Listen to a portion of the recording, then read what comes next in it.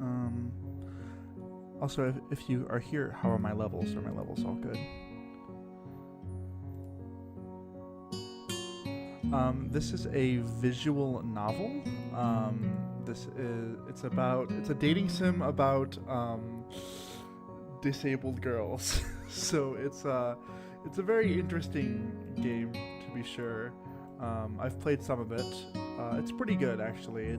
While it does sound pretty smutty, it actually does a pretty good job of what it wants to accomplish.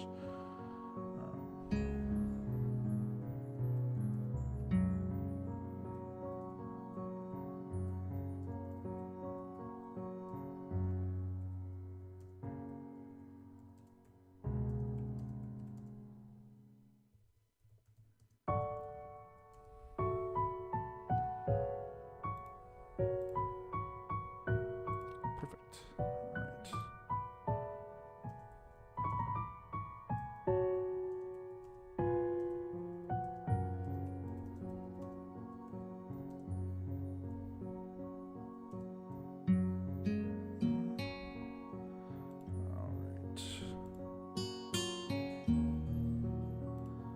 Alright.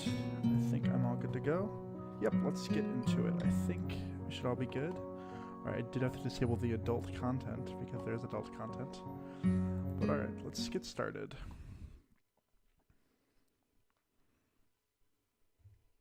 A light breeze causes the naked branches overhead to rattle like wooden wind chimes. This is a popular retreat for couples in the summer. The deciduous trees provide a beautiful green canopy, far out of sight of teachers and fellow students. But now, in late winter, it feels like I'm standing under a pile of kindling. I breathe into my cupped hands and rub them together furiously to prevent them from numbing in this cold. Just how long am I expected to wait out here anyway? I'm sure the note said 4 p.m. Ah yes, the note. It slipped between the pages of my math book while I wasn't looking. As far as cliches go, I'm more of a fan of the letter in the locker, but at least this way shows a bit of initiative. As I ponder the meaning of the note, the snowfall gradually thickens. The snowflakes silently falling from the white-painted sky are the only sign of time passing in the stagnant world. Their slow descent upon the frozen forest makes it seem like time is slow to a crawl. The rustling of dry snow underfoot startles me, interrupting the quiet mood. Someone is approaching me from behind. Hi, Hisao? You came? A hesitating, barely audible question. However, I recognize the owner of that dainty voice instantly. I feel my heart skip a beat. It's a voice I've listened to hundreds of times, but never as more than an eavesdropper to a conversation. I turn to face this voice, the voice of my dreams. My heart begins to race.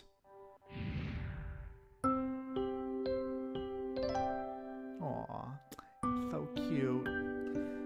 Iwanako, I got a note telling me to wait here. It was yours? Damn it, I spent all afternoon trying to come up with a good line, and that was the result. Pathetic. Yes, I asked a friend to give you that note. I'm so glad you got it.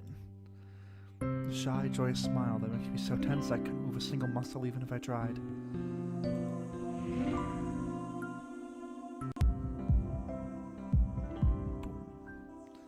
My heart is pounding now, as if it were trying to burst out from my chest and claim this girl for itself.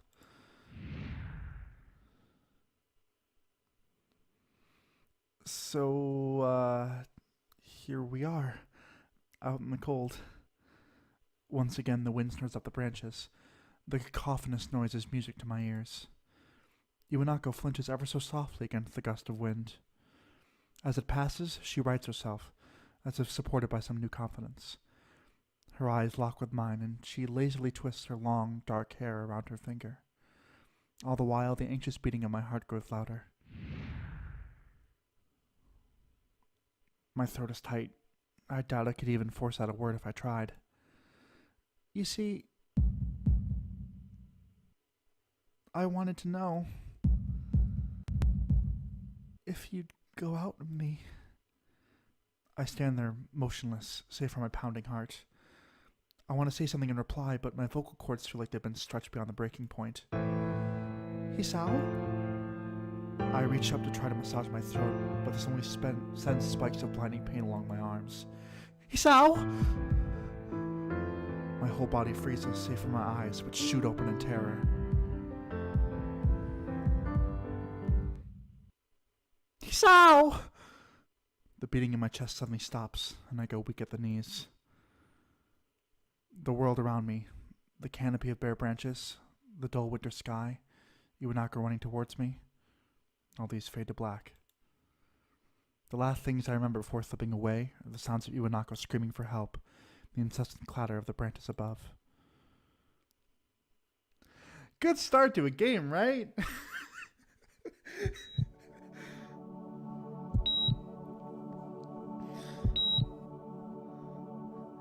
Makes you care in 5 seconds and then just breaks your heart. Welcome to Katawa Shoujo.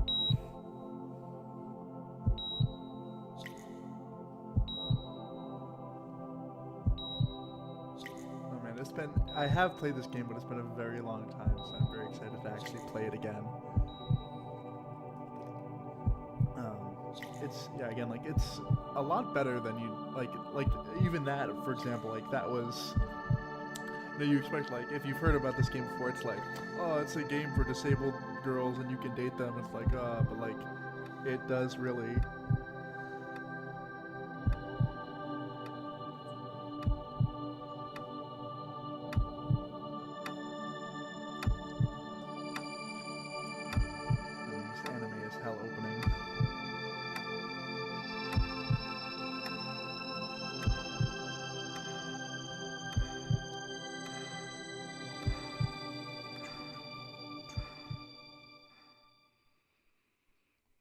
Well, yeah, wasn't like, oh, it's just a thing to play with disabled girls. It's like actually a story, and it's actually really good. All right, it's been 4 months since my heart attack, and that whole time, I can probably count the times I've left this hospital room unsupervised on one hand. 4 months is a pretty long time when you're left alone with your thoughts, so I've had plenty of time to come to terms with my situation. Arrhythmia. A strange word, a foreign, alien one that you don't want to be in the same room with. Alright, bye, Sans. Thank you for stopping by, at least. A rare condition. It causes the heart to act erratically and occasionally beat way too fast. It can be fatal. Apparently I've had it for a long time. They said it was a miracle that I was able to go on so long without anything happening. Is that really a miracle? I guess it was supposed to make me feel better, more appreciative of my life. It really didn't do anything to cheer me up. My parents, I think, were hit harder by the news than I was. They practically had 2 hemorrhages apiece. I'd already had a full day by then to digest everything. To them, it was all fresh. They were even willing to sell our house in order to pay for a cure. And of course, there isn't a cure. Because of the late discovery of this condition, I've had to stay at the hospital to recuperate from the treatments. When I was first admitted, it felt as if I was missed. For about a week, my room in the ward was full of flowers, balloons, and cards. But the visitors soon dwindled, and all the get-well gifts began trickling down to nothing shortly after. I realized that the only reason I had gotten so many cards and flowers was because sending me their sympathy had been turned into a class project. Maybe some people were genuinely concerned, but I doubt it. Even in the beginning, I barely had visitors. By the end of the first month, when my parents came by on a regular basis, Iwanaka was the last to stop visiting. For 6 weeks, I never saw her again. We never had that much to talk about when she visited anyway. We didn't touch the subject that was between us on that snowy day ever again. The hospital? It's not really a place I'd like to live in. The doctors and nurses feel so impersonal and faithless. I guess it's because they're in a hurry and they have a million other patients waiting for them, but it makes me feel uncomfortable. For this first month or so, I asked the head cardiologist every time I saw him for a rough estimate of when I'd be able to leave. He never answered anything in a straightforward way, but told me to wait and see if the treatment and surgeries worked. So I idly observed the scar that those surgeries had left on my chest slowly change its appearance over time, thinking of it as some kind of an omen. I still ask the head cardiologist about leaving, but my expectations are low enough now that I'm not disappointed anymore when I don't get a reply. The way he shuffles around the answer shows that there is at least some hope. At some point I stopped watching TV. I don't know why, I just did. Maybe it was the wrong kind of escapism for my situation. I started reading instead. There was a small library at the hospital, although it was more like a storeroom for books. I began working my way through it, one small stack at a time. After consuming them, I would go back for more. I found that I like reading, and I think I even became a bit addicted. I started feeling naked without a book in my hands. Okay. But I loved the stories. That was what my life was like. The days became increasingly hard to distinguish from each other, differing only by the book I was reading and the weather outside. It felt like time blurred into some kind of gooey mass I was trapped inside, instead of moving within. It's a very weird metaphor, but works. A week could go by without me really noticing it. Sometimes I'd pause in realization that I didn't know what day of the week it was. But other times, all the things that surrounded me would painfully crash into my consciousness, through the barrier of nonchalance I'd set up for myself. The pages of my book would start to feel sharp and burning hot, and the heaviness in my chest would become so hard to bear that I had to put my book aside and just lay down for a while, looking at the ceiling as if I was going to cry. But that happened only rarely. And I couldn't even cry. Today the doctor comes in and gives me a smile. He seems excited, but not very. It's like he's trying to make an effort to be happy on my behalf. My parents are here. It's been a few days since I've last seen them. Both of them are even sort of dressed up. Is this supposed to be some sort of special occasion? It's not a party. There is this ritual the head cardiologist has. He takes his time sorting his papers and setting them aside as to make a point of the pointlessness of what he just did. Then he casually sits down on the edge of the bed next to mine. He looks me in the eyes for a moment. "Hello, Isao. How are you today?" I don't answer him, but I smile a little back at him. "I believe that you can go home. Your heart is stronger now, and with some precautions, you should be fine. We have all your medications sorted out. I'll give your father the prescription." The doctor hands a sheet of paper to my dad, whose expression turns wooden as he reads it quickly. So many. I take it from his hand and take a look at myself, feeling numb. How am I supposed to react to this? Sad openings. Yay. Abnormal vision, fatigue, nightmares, fleckindula, bradycardia, 25 milliliters a day. That is a lot of words. The absurdly long list of medications staring back at me from the paper seems insurmountable. They all blend together in a sea of letters.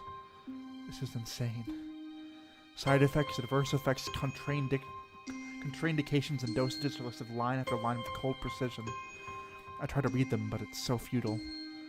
I can't understand any of it. Attempting to only makes me feel sicker. All this for the rest of my life every day? I'm afraid that this is the best we can do at this point. However, new medications are always being developed, so I wouldn't be surprised to see that list fade over the years. Years? What kind of confidence booster is that? I'd have felt better if you hadn't said anything at all. Also, I've spoken with your parents, and we believe that it will be best if you don't return to your old school. What? Please calm down, Hisao. Listen to what the doctor has to say. Calm down? The way he says it tells me he knew full well that I wouldn't like it. Am I gonna be homeschooled? Whatever my concern shows, it's ignored. Pal, hi! Welcome to my sad anime dating sim game. We all understand that your education is paramount. However, I don't think that it's wise for you to be without supervision. At least not until we're sure that your medication is suitable. So I've spoken to your parents about a transfer. It's a school called Yamaku Academy that's specialized in dealing with disabled students. Disabled? What? I know, it doesn't look like a dating sim, but it eventually gets there. It has a 24-hour nursing staff and is only a few minutes from a highly regarded general hospital.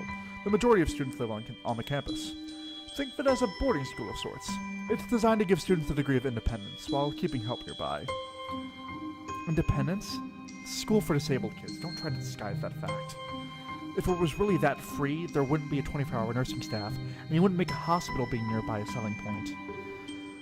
Of course, that's only if you want to go, but your mother and I aren't really able to homeschool you. We went out there and had a look a couple weeks back. I think you'd like it. Looks like I don't really have a choice. Compared to other heart problems, people with your condition usually tend to live long lives. You'll need a job one day, and this is a good opportunity to continue your education. This isn't an opportunity. Don't call it an opportunity. Don't call it a goddamned opportunity. Well, you should be excited at the chance to go back to school. I remember you wanted to return to school, and, well, it's not the same one. A special school. That's the doctor. An insult. That is what I want to say. It's a step down. It's not what you think. All the students there are pretty active in their own sort of way. It's geared towards students that can still get around and learn, but just need a little help in one way or another. Your father's right, and many other graduates of the school have gone on to do amazing things. A person doesn't have to be held back by their disability. One of my colleagues in another hospital is a graduate. I don't care. A person doesn't have to be held back by their disability. That's what a disability is. I really hate that something so important was decided for me. But what can I do about it? A normal life is out of the question now. It's funny. I'd always thought that my life was actually kind of boring, but now I miss it. I want to protest. I want to blame this lack of reaction on shock or fatigue. I could easily yell out something now, something about how I can go back to school anyway, but no. I don't say anything. The fact is that I know it's futile. I look around the room, feeling very tired of all this. The hospital, doctors, my condition, everything. I don't see anything that would make me feel any different. There really isn't a choice. I know this, but the thought of going to a disabled school? What are those even like? As much as I try to put a positive spin on this, it's very difficult. But let me try. A clean slate isn't a bad thing. That is all I can think of to get me through this. At least I still have something. Even if it's a special school, it's something. It's a fresh start, and my life isn't over. It would be a mistake to just resign myself to thinking that. At the very least, I'll try to see what my new life will look like. Okay, less sadness now. Act 1. Life expectancy.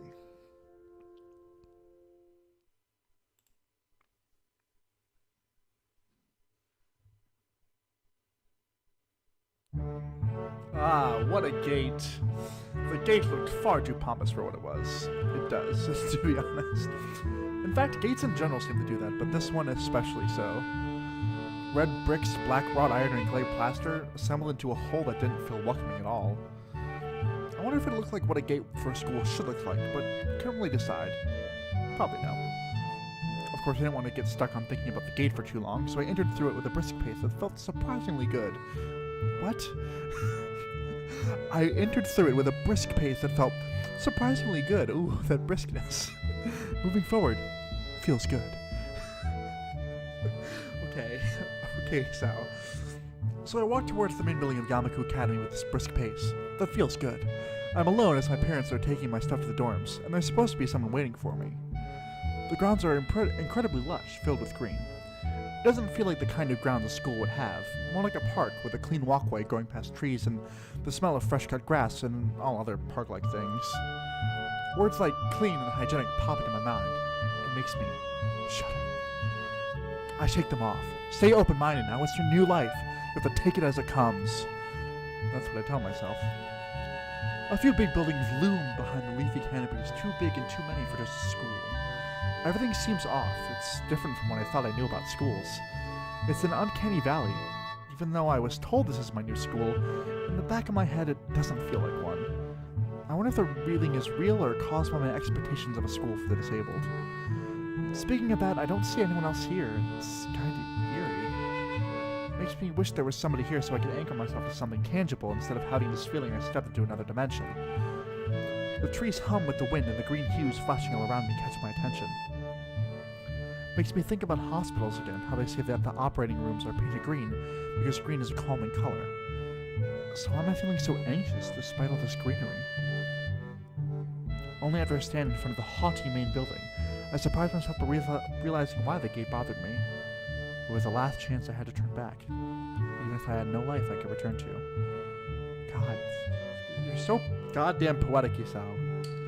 I like it, but it's like also like, man, be a little less brooding. I know you just had a arrhythmia, but come on, man. Let's be positive about this, right?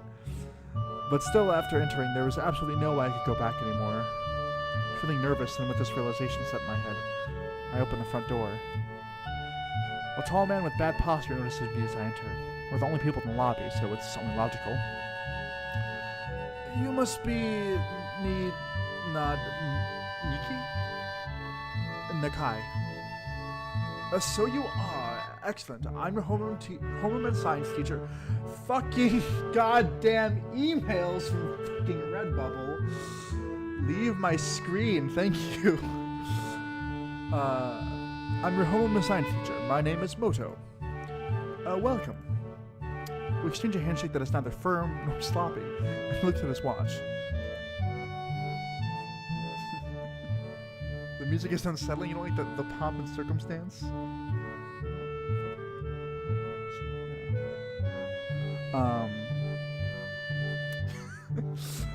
We exchange a handshake that is neither firm nor sloppy, and he looks at his watch. The head nurse asked you for a brief check-in visit, but there's no time for that now. Oh, should I go later? Yes, afternoon is probably fine. We should get going and introduce you to the rest of the class. They're waiting already. Waiting for me? I don't really like being the center of attention, but I guess it's inevitable in a situation like this.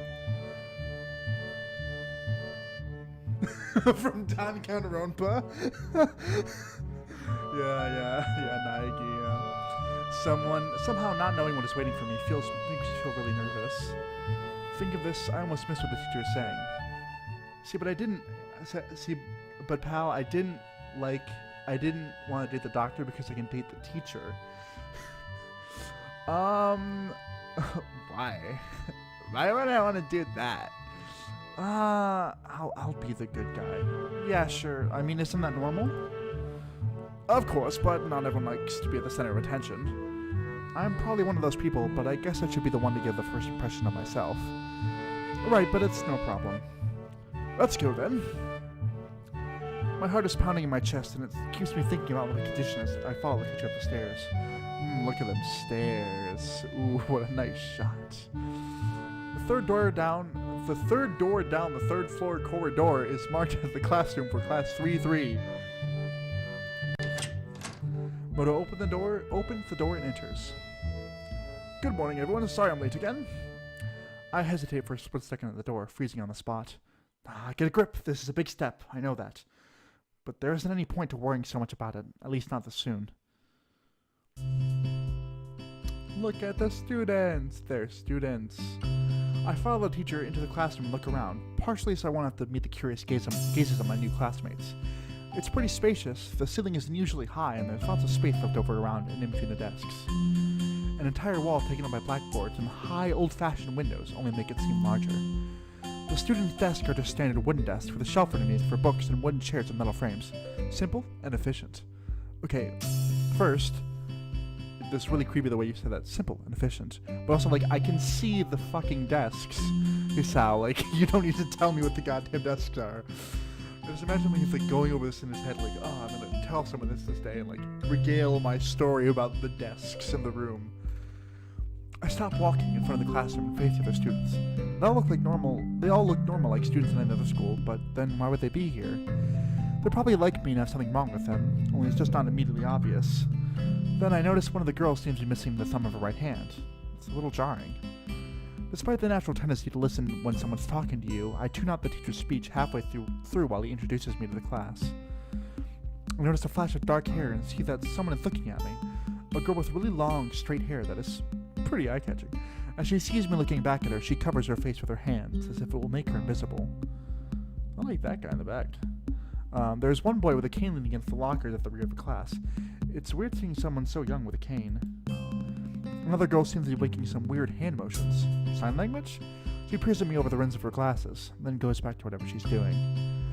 She's kinda cute. So is the cheery girl with pink hair sitting next to her. She's really hard to miss. I don't know how I didn't notice her the moment I walked in. Please welcome our newest classmate. He claps his hand, and so does everyone else, except one girl in the front row who only has one hand. I cringe a little, but hide it by bowing in thanks for this applause I did not deserve. A collective silence tells me that I should open my mouth now. So, I'm Misao Kai. And after that, my hobbies are reading and soccer. I hope to get along with everyone even though I'm a new student. And after that, I'm being so boring. This is exactly like every self-introduction ever. I should say something more exciting. I end up saying nothing, and the teacher picks up from there. Everyone seems to be satisfied, even with what little I said, though. A few girls are whispering to each other, throwing glances at me. Could have gone worse. I listen to the teacher as he drones about getting along, while letting my gaze sweep across the classroom.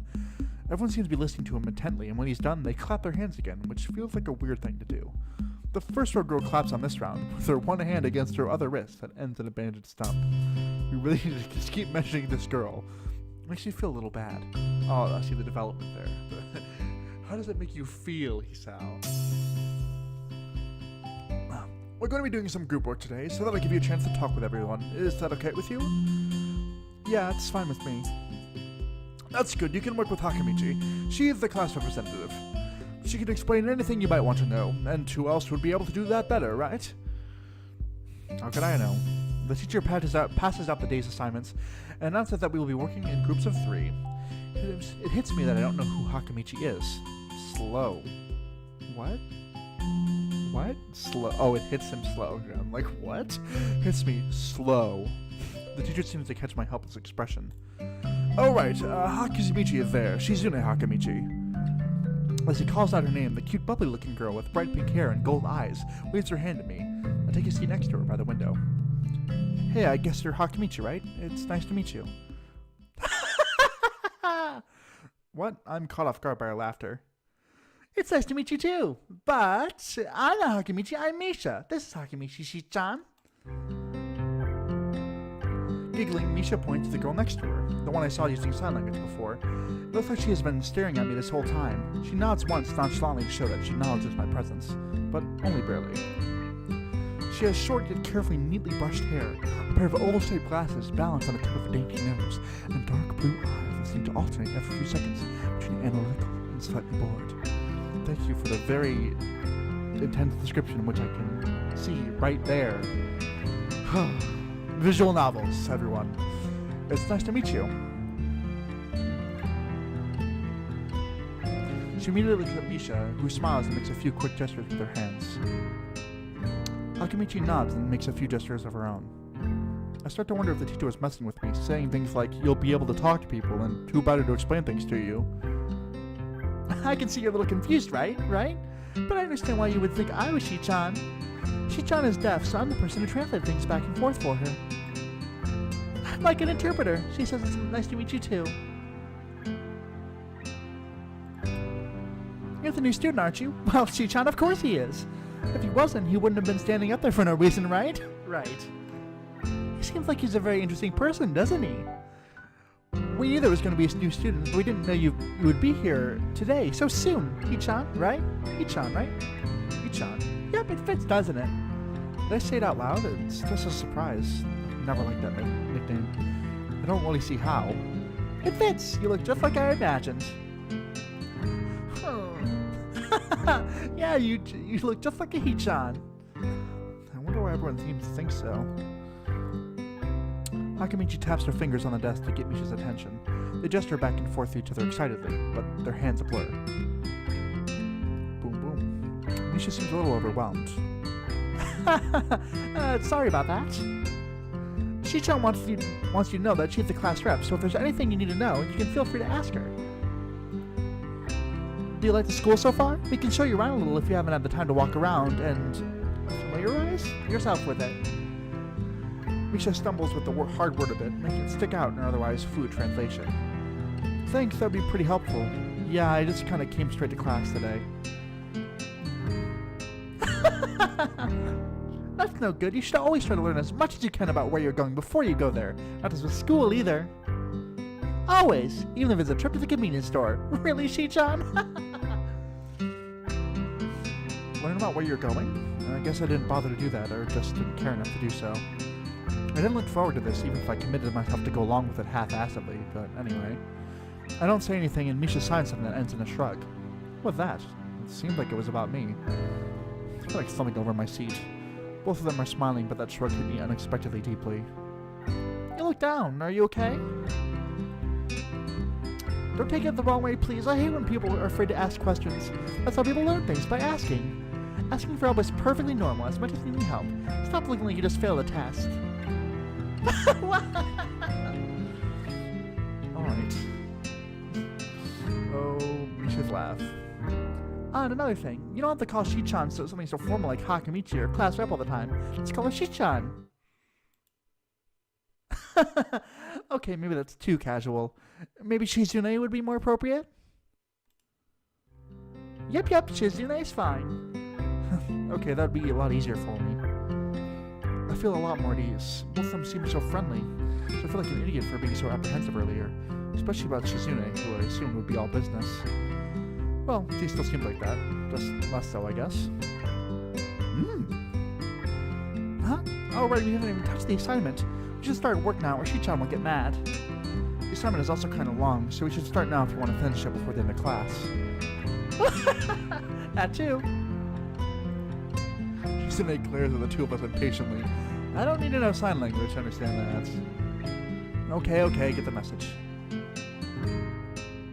After class, we can take a walk around the grounds together. It's a nice day today, okay? The assignment is actually very challenging to get through, combining aspects of being both difficult and unnecessarily long.